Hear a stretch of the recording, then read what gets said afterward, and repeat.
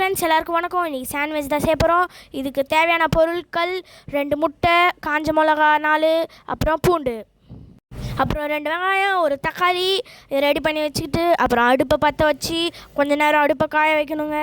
கொஞ்ச நேரம் காய வச்சுக்கோங்க. அதுக்கப்புறம் எல்லோரும் பண்ணுற மாரி எல்லாருக்கும் தெரியும் என்ன பண்ணணும்னு. லைட்டாக எண்ணெய் ஊற்றிக்கணும்.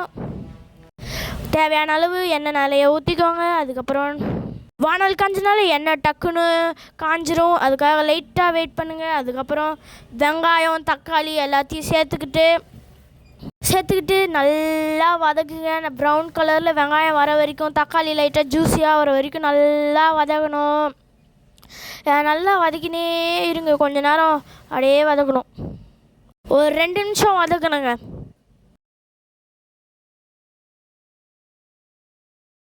நல்லா வெங்காயம் ப்ரௌன் ஆனதுக்கப்புறம் இஞ்சி பூண்டு பேஸ்ட்டு போட்டுக்கோங்க.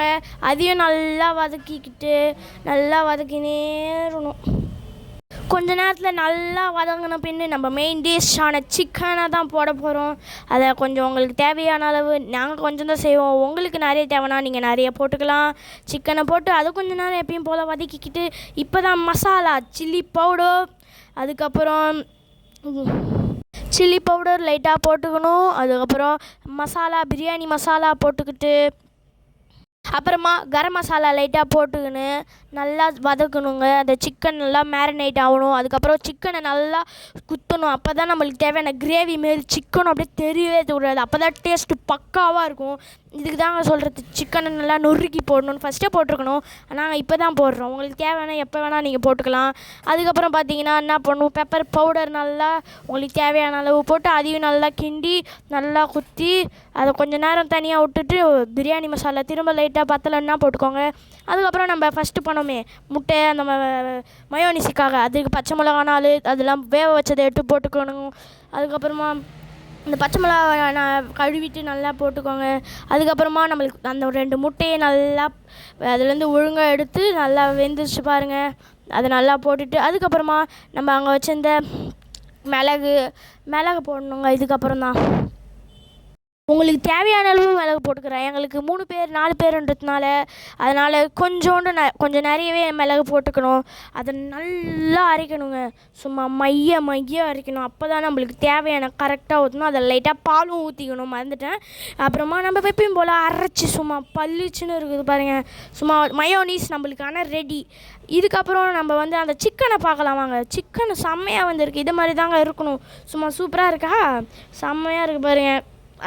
லைட்டாக அதில் மயோனிஸை லைட்டாக சேர்த்துக்கோங்க. அதை நல்லா வதக்கி லைட்டாக அது சுண்டுற வரைக்கும் நல்லா வதக்கணுங்க. 5 மினிட்ஸ் ஆகும் தான் அது சுண்டுறதுக்கு. அது வரைக்கும் லைட்டாக வெயிட் தான் பண்ணணும். அதுக்குள்ளே டக்குன்னு எடுத்தால் ஒழுங்காக வராதுங்க. ப்ளீஸ் கொஞ்சம் நேரம் வதக்க மட்டும் விட்ருங்க. அதுக்கப்புறமா என்ன பண்ணுவோம், கொத்தமல்லி கருவேப்பிலை போடணுங்க. அதை போட்டுட்டு லைட்டாக அதையும் வதக்கணும். எப்பயும் போல் அதை வதக்கிட்டு அதுவும் லைட்டாக கொஞ்சம் ஒரு மாதிரி வதங்குற மாதிரி இருக்கணுங்க. அப்போ தான் கரெக்டாக இருக்கும். நம்ம மெயின் டிஷ் ப்ரெட் எடுத்துக்கோங்க. ப்ரெட்டை நல்லா டோஸ்ட் பண்ணிட்டு அதில் நம்ம மயோனிஸை தடவிட்டு அதுக்கப்புறம் நம்ம ரெடி பண்ணி வச்ச மசாலா சிக்கனை போட்டு அதை அப்படியே மேலே எடுத்து போட்டு கொஞ்சம் நேரம் வேக வச்சுனே இருக்கணும். டோஸ்ட் பண்ணணுங்க. அதை திருப்பி போடணும். திருப்பி போட்டோடனே அதை நான் உங்களுக்கு எப்படி தோணுதோ அதை ஷேப்பாக வெட்டிக்கலாம். அவ்வளோதாங்க, முடிஞ்சிச்சு. நம்மளுக்கான தேவையான சாண்ட்விச் ரெடிங்க.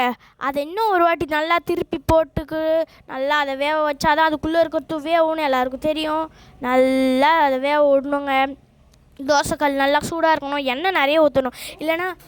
இல்லைனா ரொம்ப அப்புறம் ஒட்டிக்கும், எல்லாருக்கும் தெரியும்னு நினைக்கிறேன். அதை நம்ம எப்பயும் போல் தட்டில் வச்சு சும்மா கட் பண்ணி சாப்பிட்டு பாருங்கள். டேஸ்ட்டு செம்மையாக இருக்குங்க.